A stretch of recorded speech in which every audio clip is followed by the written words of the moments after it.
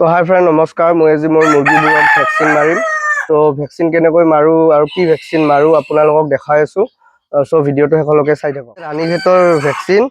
এটো R2B বুলি কয় এটো ইনজেক্টেবল ভেকচিন হয় সো এটো পানী ইয়াত মিলাব লাগে সো মই মিলাই আছো আৰু এইটো ভেকচিন মুৰ্গী মাৰিবলৈ হলে মুৰ্গীবোৰ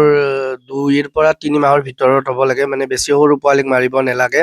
আৰু এনেকৈ স্কিনত মাৰে ভেকচিনটো এটা মুৰ্গীক 0.5 ml কে মাৰো মই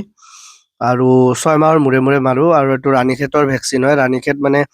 মুৰ্গীৰ এবাৰ হলে বসুৱাটো বিৰাট দিগদাৰ হৈ যায় সো ভেকচিন মৰাটো বহুত ভাল